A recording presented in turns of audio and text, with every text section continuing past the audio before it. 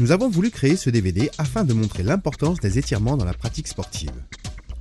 En effet, qu'ils soient activo-dynamiques dans la phase d'échauffement ou passifs à la mi-temps et en fin de match, ou encore dans des séances spécifiques, ils seront un outil indispensable pour le bien-être du sportif. L'intérêt ici est de montrer et d'apporter aux techniciens et praticiens une correction optimale sur l'apprentissage d'un étirement.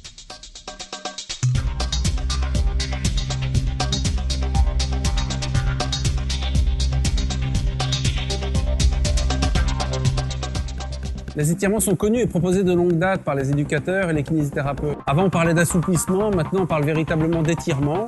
Ce sont de véritables techniques qu'il faut connaître. De nombreux ouvrages leur sont consacrés et même de nombreuses études scientifiques. On sait que le fait de s'étirer régulièrement est un facteur efficace de lutte contre les blessures sur le long terme. D'autre part, tout médecin et kinésithérapeute en a fait l'expérience quotidiennement à son cabinet. Les étirements font partie intégrante de l'arsenal thérapeutique, au même titre que le renforcement musculaire ou le travail proprioceptif. Enfin, je dirais que le footballeur est certainement parmi les sportifs les plus raides. Ne pas s'étirer est presque une faute professionnelle pour un footballeur.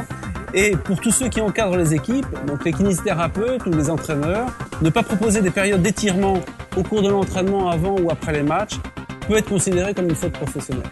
Quand s'étirer? Sans doute l'objectif va-t-il différer dès lors qu'on va s'étirer avant un match ou après un match, avant l'entraînement, pendant l'entraînement ou après.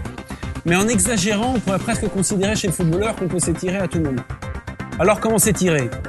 Il existe différentes techniques, du balistique au statique, du passif à l'actif. On utilise même des techniques de contracté-relâché en rééducation.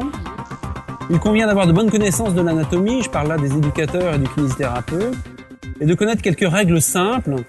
Le positionnement du bassin en est un bon exemple. Enfin, certainement, ce qu'il convient d'apprendre au patient, c'est de ressentir la tension douloureuse au niveau du groupe musculaire qu'il doit étirer.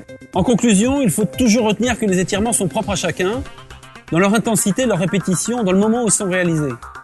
Comme beaucoup de techniques, ils sont l'objet d'un apprentissage très jeune pour nous, vers l'âge de 12-13 ans, et c'est tout au long de sa vie de footballeur que chacun va et doit apprendre à maîtriser les techniques.